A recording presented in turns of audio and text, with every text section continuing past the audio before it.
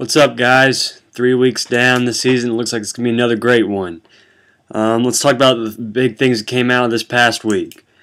Although it rained so much that it looked like you'd have to build an ark in order to get out of Charlotte, Cam Newton was able to lead the Panthers past the Jaguars for his first win in the NFL. Although Wes Welker had 217 yards receiving and the Vikings had a 22-0 lead at halftime, both the Bills and the Lions were able to complete miraculous comebacks in order to start the year off 3-0. So just with all that, let's get into this week's predictions. Our first matchup, Rise of the Frogs, Michael Melvin against the repeat, Ryan DeBerry. Breakout performers of Rise of the Frogs, I'm going to take Darren McFadden against the New England Patriots. The Pats D has just been absolutely terrible this year. McFadden did work against the Jets defense last week, which is one of the top defenses in the league. I see McFadden getting huge points here against the terrible Patriots defense. For the repeat breakout performer, I'm going to take Dwayne Bowe against the Minnesota Vikings. Although the Chiefs look terrible all around so far this year, I could see this being a good matchup for Bowe. Megatron threw down last week against the Vikings, and Dwayne Bowe's an athlete himself. He may not be as good of a wide receiver as what Megatron is, but he's pretty good. For the matchup itself, I see this being a close one. With Vic hurting, I don't see him scoring a ton of points for the repeat. And I really don't see many other guys just scoring a ton of points in general for Ryan. So I'm going to take Melvin in this matchup. Our next matchup, the Guru, Will Robinson, against Team Little Ging, Brad Gingrich. Breakout performers, I'm going to take Adrian Peterson against the Chiefs for the Guru. As I said, Kansas City has been terrible all around so far this year. AP's looked pretty good. And I see him having a huge week this week against the Chiefs defense. For Little Ging, I'm going to take Ray Rice against the Jets. Just as I said before, McFadden tore up the Jets last week. So look for Ray Rice to have the same type of production, if not better, this week. This matchup, I see this being a tight one, but I'm going to go with the Guru. Brad's players just don't really stick out to me. I don't think that they're that good, and I really don't see how he's 2-1. Our next matchup, Nighthawk, Trey Combest against Team Big Rod, Zach Roddy. Breakout performers, I'm going to take Matt Forte against the Carolina Panthers. I told you guys what I thought about the Panthers defense last week. And was I right or was I right? I mean, Maurice Jones-Drew just tore them apart. For Roddy, I'm going to take Calvin Johnson against the Cowboys.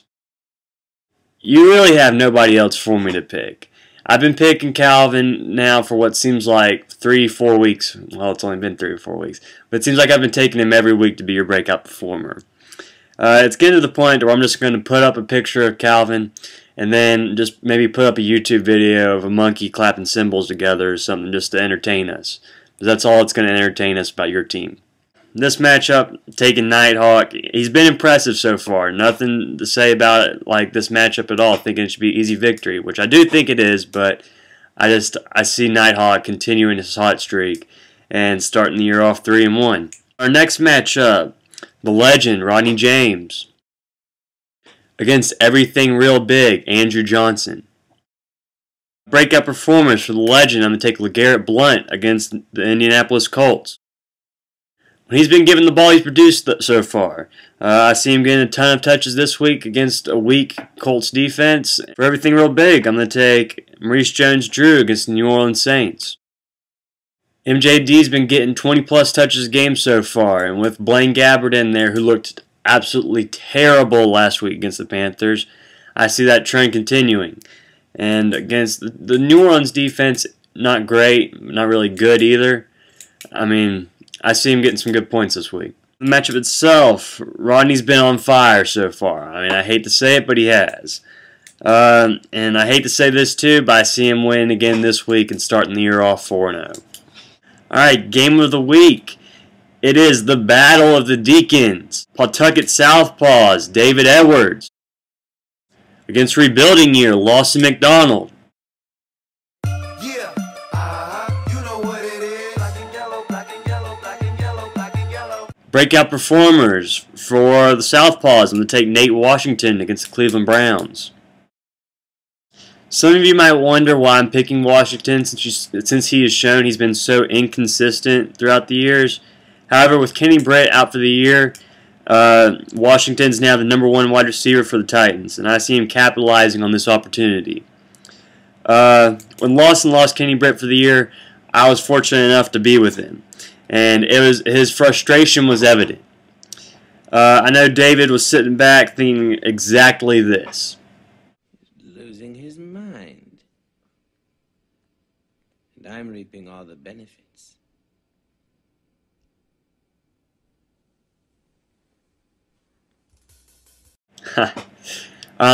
Breakout performer for Lawson. I'm going to take Matt Stafford against the Dallas Cowboys. Although Lawson is without Kenny Britt for the rest of the year, he still has a good few pieces left, and Matt Stafford is probably the best piece that he has. I see the Lions keep rolling this week, starting the year off 4-0, behind the arm of this gunslinger. For the matchup itself, yeah, I said Lawson has some good pieces and all, but David will probably have some guys go off for a huge amount of points, although nobody else expected them, not even himself. Yep, I know exactly how that is. So, just give me the Southpaws. Alright, our final matchup. Team the Scrooge Bruder, Evan Bruder, against Frickin' Huge Gnomes, yours truly. Breakout performers. For the Bruder, I'm going to take Mike Wallace against the Houston Texans. For me, I'm taking none other than Mr. Consistency against the Miami Dolphins. Yeah, I know, he sucked last week. You don't have to tell me that. But that's the first time he's done that to me ever. And I don't think he's ever going to do that to me again. Scrooge was the call-in this week. And so I'd like for you guys to go ahead and take a listen. Well, hello there, Asheville's Fantasy Football League. Evan Bruder checking in with you. Just going to give you a rundown of what's to come. So there's been a good amount of smack talk about my team going 0-3, which I'll admit it wasn't in the plans. I'm just kidding. It absolutely was in my plans. You guys are going down. I was giving you a little taste of what it feels like to win, just to snatch it away for the rest of the season. Sure, I've been racked by injuries. Can you say Jamal Charles out for the year? Can you say I'm not that worried? My bench is like gold. Welcome to California in the 1800s. Gold rush, guys. So you might think right now, oh my gosh, Evan's out for the year. The stud of fantasy is gone. Don't have to worry about it. Wrong. Actually, Pat and I are both 0-3, I believe, going into this week, so one of us will emerge victorious. But you should definitely keep your eye on me, because they call me the comeback kid. So, Will, I don't appreciate the smack talk. David, also, the Chris Johnson was not appreciated. Hope you like that Mount Vesuvius comment, because that's exactly what's going to happen. He's going to blow up, and he's going to kill you.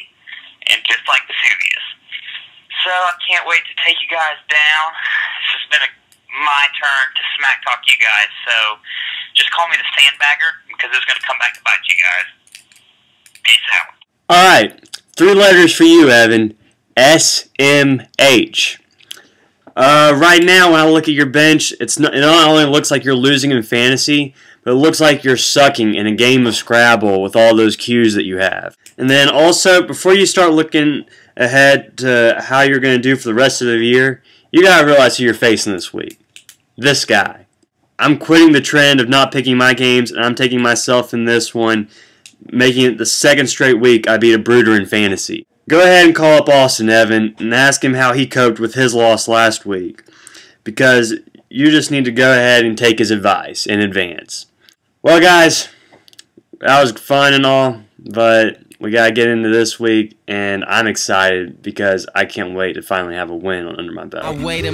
So, that's all I have, guys. I wish you good luck this week.